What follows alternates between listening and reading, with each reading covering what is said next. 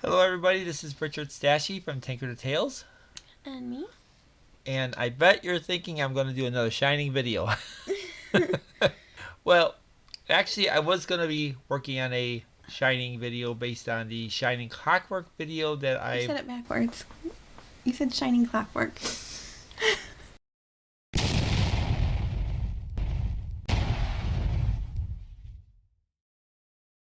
Sorry. Okay. Actually, I was going to do a video on the Clockwork Shining, which was brought to my attention by two of my friends.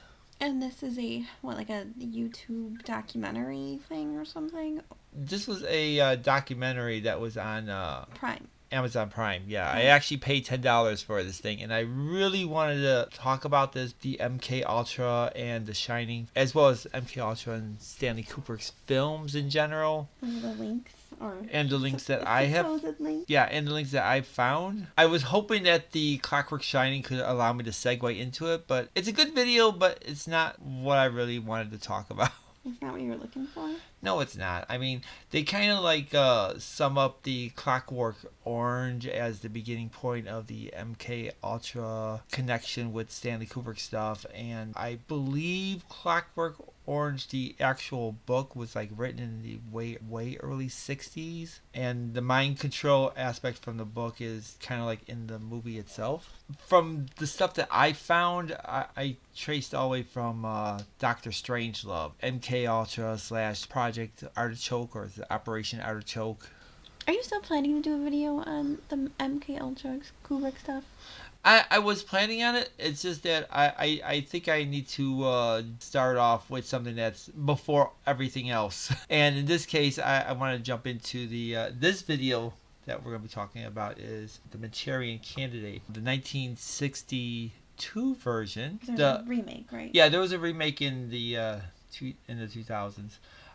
This is the 1962 version. I do want to talk about this a little bit as a starting point. I feel like I need to backtrack a little bit more because that's the problem about these rabbit holes, is that once you start digging into it, you have to show how you get all this other information.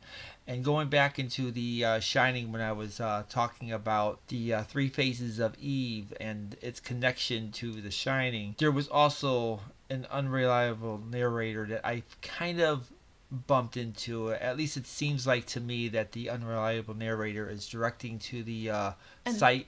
This movie or Three Faces of Eve? In Three Faces of Eve, There's an unreliable narrator. There's an unreliable narrator, and it seems to be directed towards the psychiatrist. Okay.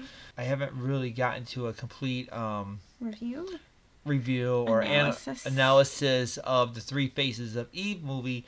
But the Three Faces of Eve is not done by Stanley Kubrick. It made me feel that there's probably other filmmakers that did the unreliable narrator as well. Oh, yeah. And I'm not relatively sure if this is because of the McCarthyism that was going on in the 1950s, because at that time people were being worried about being called communist and being blacklisted from Hollywood. And the thing about the Manchurian Candidate, it pokes fun at McCarthyism. So before I get into it, I just want to say, this is the opening credits for the Manchurian Candidate, and right now this symbol I think is supposed to be like a button or a pin for a political Yeah, like a pin. Yeah, pin for some... Like you put on your vest or something when you want to show your support, right? One of those pins? For a pin, yeah. Supporting a political candidate. The only thing that's odd about this is it's definitely not a complete not a circle. Yeah, are all skewed. of the things this shape in the beginning? Yeah, the whole thing is this shape, so... Alright, that's weird. Like, you were saying that, and I was like, I don't know, what are you talking about? But now I'm looking at it, I'm like, yeah, it's not even... Yeah. It looks more like a water droplet or something. Yeah, I'm not relatively sure. And I do want to point out that the movie is done by John Frankenheimer, and he's been a pretty famous director too. Did many movies. I'll probably talk about those later. Now, the thing that I want to point about the Manchurian Candidate, everything seems kind of like straightforward in the movie as you're watching it. The dream sequences that the two characters have kind of like summarize brainwashing mechanism, the fantasy world that they're like. I've only watched it once. You've watched it, what, 3 times, 4 times I, more? I watched it 4 times, and it just kind of like drawn my attention. So I just wanted to point this out first before I got into anything else. So after watching it once, I kind of see it as a guide to determine how you're going to perceive the rest of the movie. Like when you first watch it, you can choose to believe, or you probably, if you don't know what it's about, you're probably going to choose to believe that it's just a dream. Yeah, these are just dream sequences. Right, and they're kind of telling you what happened in the past. But if you watch it more times, you might look at it in a different way. Like, are these dreams kind of telling you how to look at the rest of the movie versus how to look backwards? Are they telling you how to look forwards? Does that make sense? Yeah, the only thing that's really oddball about these dream sequences is that through the entire rest of the movie, we don't really see this type of hallucination coming out in the open. No. And I kind of feel is that there's hallucinations going on that we don't really see. But I think the movie is trying to hint it to us in the beginning. As the unreliable narrator. Yeah. And that's what I was saying. Like, if you're watching it for the first time, you might think these dreams are giving you a glimpse of what had happened previously. Yeah. So you can see what unfolds from that point. But if you watch it again, if I'm going to watch this movie again, I'm going to be watching it from the perspective that these hallucinations are continuing to go on. And these dreams are kind of my key to remember that. All right. This is Frank Sinatra. He's having his little dream. And in this case, it's like a tea garden A thing. lecture on hydrangeas. The lady in the center point happens to be the one that's talking about the whole entire thing. And as you can see, the soldiers are just like soldiers. Some of them are basically kind of like in a sleep state. Yeah, they're all a little bit drowsy and kind of out of it, not really paying attention to what's around them. Yes, and then as you see, the scene also jumps, and then you actually see that there's actually soldiers watching or military officials or something. Yeah, military officials watching watching the experiment, and then the scene changes a little bit here. Yeah. And it goes through here.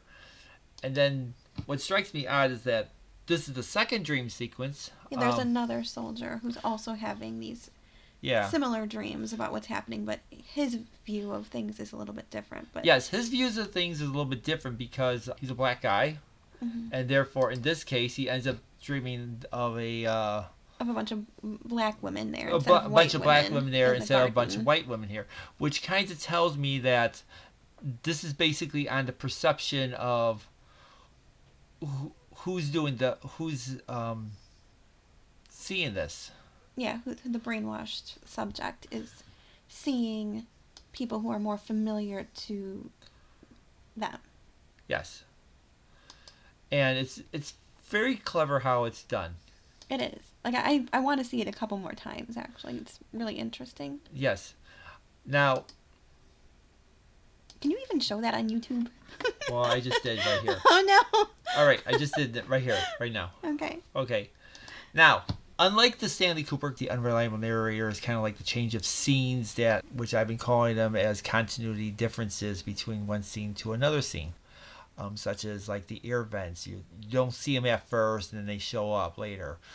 Or there's light switches there and not there. That's how Stanley Kubrick has done it in The Shining, and when I was starting to watch his other movies, I've been noticing he does very similar. This is a more complicated, unreliable narrator because you have to really pay attention to what's going on.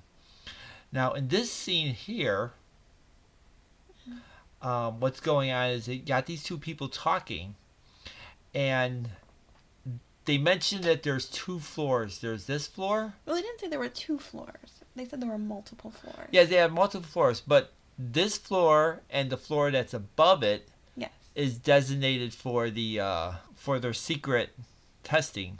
And as you can tell over here, there's really there's a gable there. I think that's what it's called. So at the top of the house. There's no way there could be another floor above them. And I kind of like did this shot over here to show that you got this going Yeah, on and here. there's even a, what is it, a, I think a skylight or yeah, something. a skylight, that's what it is. And I think that kind of indicates that there is no floor above this floor. Yeah, just in case you were, you had any doubts. Yeah. Yeah, so this was sort of just an introduction to the movie, right? Yeah, this is just an introduction to the Manchurian Candidate. For anybody who's interested in watching it and like looking into the whole mind control aspect of it. And Yeah, and I know it's been a while since I've done a video, so and as you can see, I've been really busy with our little ones. little ones. The two little ones are about 18 months. Almost 18. They're like Yeah, 17. 17, 18 months now, and they're like all over the place. So they're really keeping me busy, but hopefully once the weather starts picking up, I'll start jumping into more of the videos. And I really want to be jumping into more on the Manchurian Candidate. It's one of the earlier stories that talks about mind control.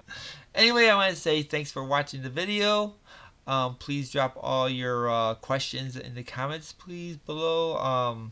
You're planning on doing some more like analysis on this movie specifically, right? Yes, I am planning on doing some more analysis on Manchurian Candidate. I really think it's a very interesting movie to talk about. Anyway, this is Richard Stachey from Taker to Tales. And me. And I'd like to say thanks for watching the video and hopefully not too long for the next one. Yep, thank you.